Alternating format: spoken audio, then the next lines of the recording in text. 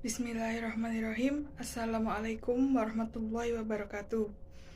Pada video kali ini akan menjelaskan tentang metode tafsir tahlili dan contohnya dalam analisis surat An-Nur ayat 33 pada tafsir Al-Munir. Video ini dibuat untuk memenuhi tugas UAS mata kuliah metode tafsir tahlili 2 kelas D3. Saya sebagai pemateri video ini yaitu Ayu Safitri dengan NIM E9321979. Langsung saja pada pembahasannya. Pertama, kita membahas terlebih dahulu mengenai tafsir tahlili. Metode tahlili merupakan metode penafsiran yang paling luas cakupan bahasanya. Hal ini dikarenakan mufasir membagi beberapa jumlah ayat pada suatu surat dan menjelaskannya kata per kata secara rinci dan komprehensif. Pada tafsir tahlili, mufasir meneliti ayat Al-Quran sesuai dengan tertib dan lam mushaf, baik pengambilan pada sejumlah ayat atau satu surat, atau satu mushaf semuanya. Kemudian dijelaskan pada penafsirannya yang berkaitan dengan makna kata dalam ayat, balaghah, i'rabnya, sebab turunnya, dan hal-hal yang berkaitan dengan hukum atau hikmahnya. Kemudian untuk kitab tafsir pada pembahasan kali ini yaitu menggunakan kitab Tafsir Munir karya Wahbah Az-Zuhaili. Wahbah Az-Zuhaili lahir di Dair Atiyah yang terletak di pelosok kota Damaskus, Suriah pada tahun 1351 Hijriah atau 1932 Masehi. Nama lengkap beliau yaitu Wahbah bin Mustafa Az-Zuhaili. Beliau terkenal dalam bidang fikih dan tafsir, serta berbagai disiplin ilmu lainnya. Beliau merupakan salah satu tokoh mufasir yang terkenal di abad 20. Salah satu karya tafsirnya yaitu Tafsir Al-Munir, yang bisa bilang sebagai karya monumentalnya dalam bidang tafsir.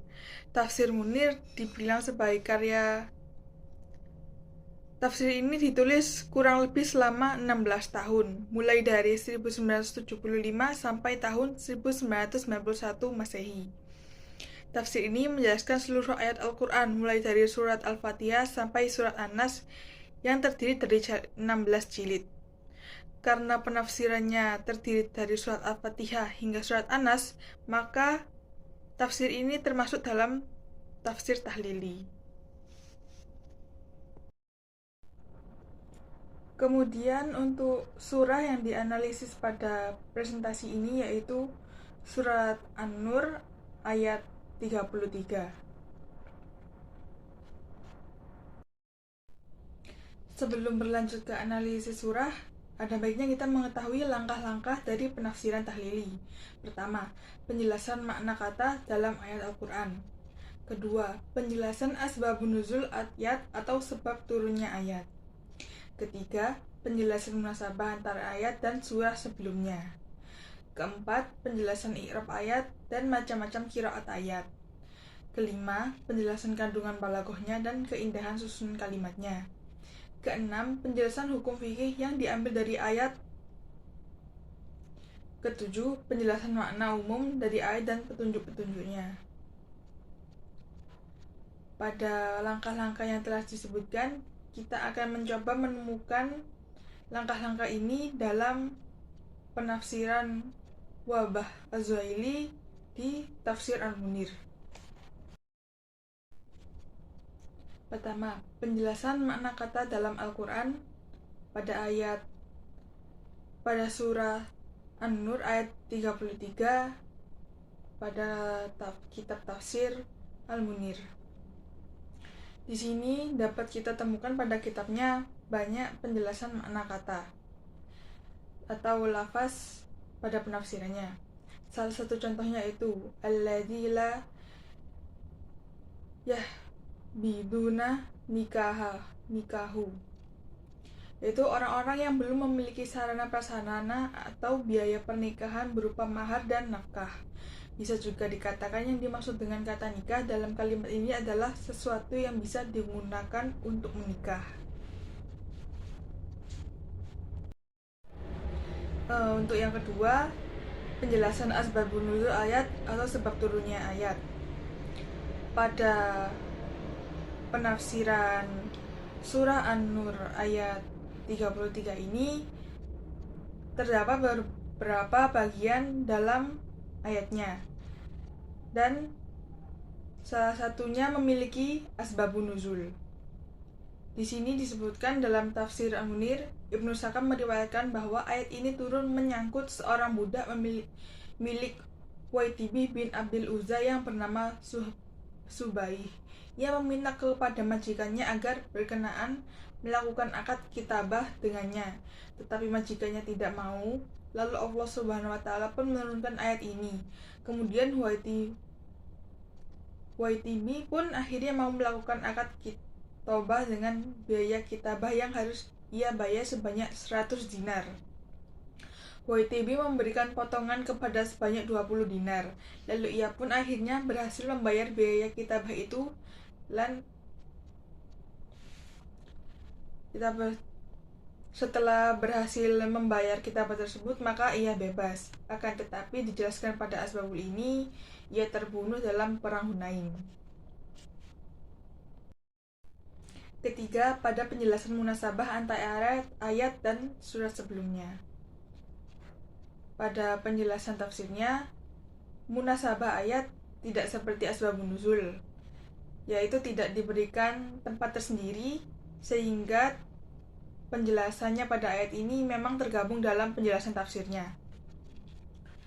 Pada tafsir Munir dijelaskan munasabah ayat 33 dari surah An-Nur ini masih berkaitan dengan ayat sebelumnya, yaitu ayat 31 yang masih mencakup tentang anjuran pernikahan.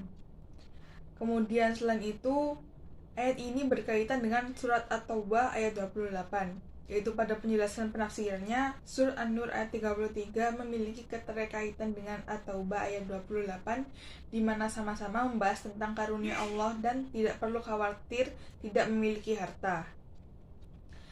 Munasabah kedua yaitu pada surat An-Nisa ayat 25, yaitu keterkaitan ayat ini dengan surah An-Nur ayat 33, yaitu membahas tentang anjuran pernikahan, di mana kita tidak perlu takut untuk menikah hanya karena tidak memiliki harta. Keempat, yaitu penjelasan i'rab ayat dan macam-macam qiraatnya.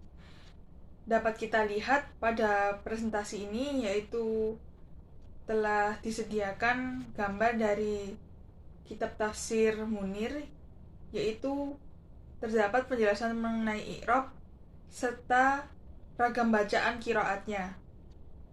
Di sini ragam bacaan qiraat terdiri dari bacaan Amr, Hamzah, dan Kalaf, serta qiraat imam lainnya.